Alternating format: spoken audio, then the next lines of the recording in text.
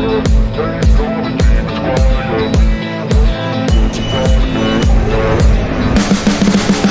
can see the writing on the page, a whole new generation. I'ma make mine, so you better go take it. বন্ধুরা কেমন আছো? তোমাদের স্বাগতম জানাচ্ছি আমার ইউটিউব চ্যানেল আর্জুনা এখানে। আজকে আমরা যাব থাইল্যান্ড। আজকে আমরা যাব এয়ারপোর্টে, কারণ আমরা প্লেন করে থাইল্যান্ড যাচ্ছি। অনেক এক্সাইটেড, কারণ প্রথমবারের মতো যাচ্ছি থাইল্যান্ড, আর প্রথমবারের মতো আমি উঠছি প্লেনে।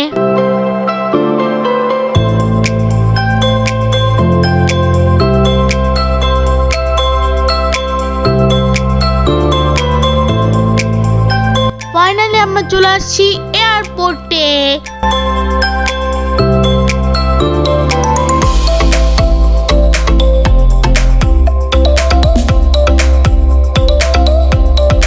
থেকে নেমে লাগেজ রাখার জন্য একটা র্যাক নিয়ে আসলাম।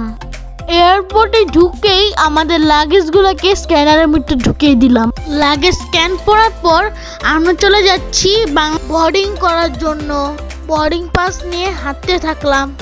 পরে ওয়েটিং রুমে গিয়ে প্লেনের ওঠানামা দেখছি। একটু পরে ঠিক সময় আমাদের প্লেনটা ল্যান্ড করলো। আমাদের ডাক দিয়ে পরে নিচে নিয়ে গেল। নিচে গিয়ে আমাদের র্যাম বাসে উঠালো। র্যাম বাসে করে চলে গেলাম প্লেনের কাছে। প্লেনে উঠে যে যার সিটে বসে পড়লাম।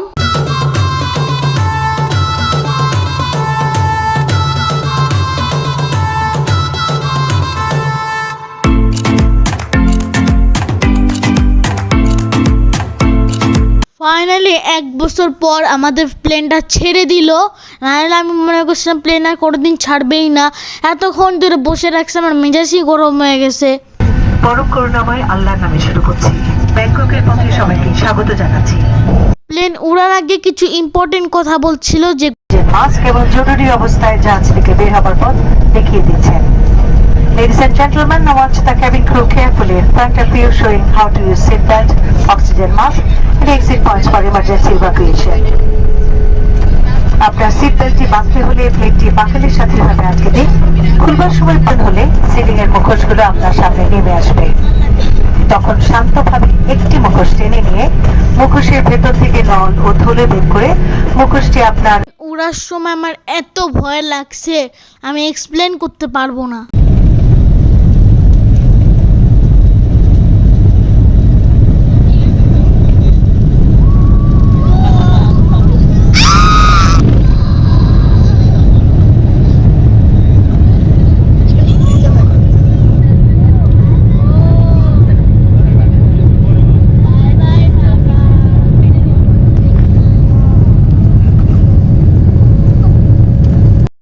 পর আমাদের জুস দিয়ে গেল।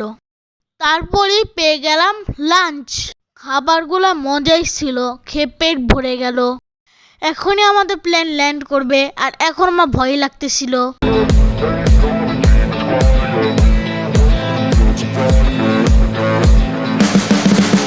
You can see the writing on the pavement. Young kids, they're growing up in basements. Online, a whole new generation. I'ma make mine, so you better go take it. Always. Plane থেকে নেমে airport দেখে আমি অবাক। একটু পরপরই আমরা যেমন escalator এয়ারপোর্টের বাইরে নিচে গিয়ে ট্যাক্সি ভাড়া করে আমরা সবার আগে যাবো পাতায়া। এখন আমরা আছি ব্যাংকক। ব্যাংককের রাস্তা এত সুন্দর, কিছু সচ্ছি না গিয়ে এত সুন্দর কেন রাস্তা দেখি অনেক ভালো লাগছে।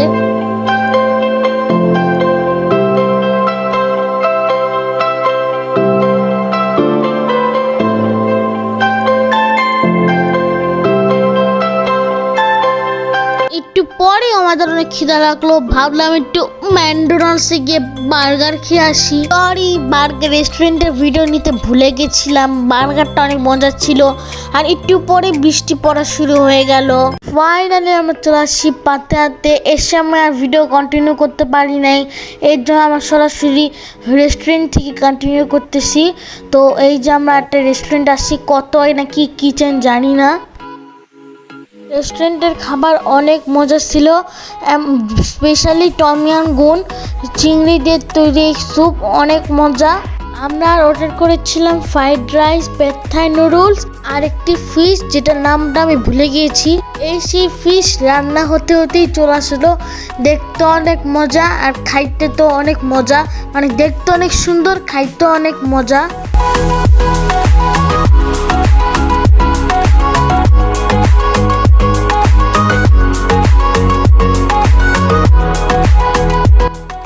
খাওয়া দাওয়া করে চলে যাচ্ছি হোটেলে বাস করে।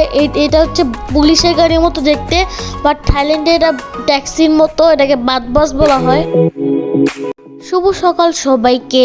কালকে অনেক টায়ার্ড হওয়ার জন্য আমি আর ভিডিও কন্টিনিউ করতে পারি নাই। তো এখন আমরা যাব নাস্তা করতে। আর আমার রুম থেকে এত সুন্দর ভিউ দেখা যায়, বিচ পর্যন্ত দেখা যায়, এত সুন্দর। এমনিতেও আজকে আমাদের দ্বিতীয় দিন। আমাদের হোটেলের রিসেপশনটা পুরাই রাজমহলের মতো লাগে, রাজপ্রাসাদের মতো, মানে এত বড় লবি, এত বড় রিসেপশন। তো আমাদের নাস্তা তৈরি হচ্ছে। এখানে এসে জানতে পারলাম এখানে বুফে করা যায়, বা বুফে ব্রেকফাস্টে দেরি হবে, এর জন্য নর্মাল ব্রেকফাস্ট করব। একজন আমাদের জন্য জুস নিয়ে যাচ্ছে।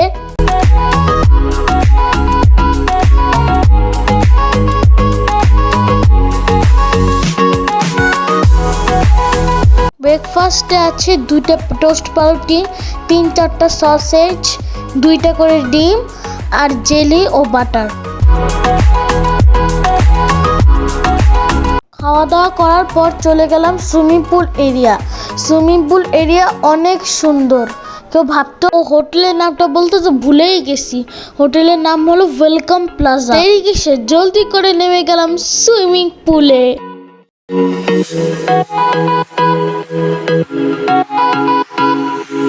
এখানে একটা জিনিস আমার ভালো লেগেছে যে টিউব আছে, কারণ বাংলাদেশে অনেক সুইমিং পুল ইয়াতে টিউব থাকে না, আর থাকলে অনেক শক্ত, আর এখানে গুলা হচ্ছে অনেক নরম।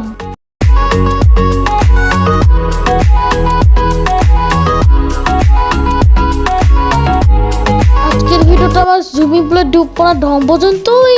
ভিডিওটা ভালো লাগে লাইক কমেন্ট শেয়ার সাবস্ক্রাইব করুন। সবাই ভালো থাকবেন, সুস্থ থাকবেন। আল্লাহ হাফেজ।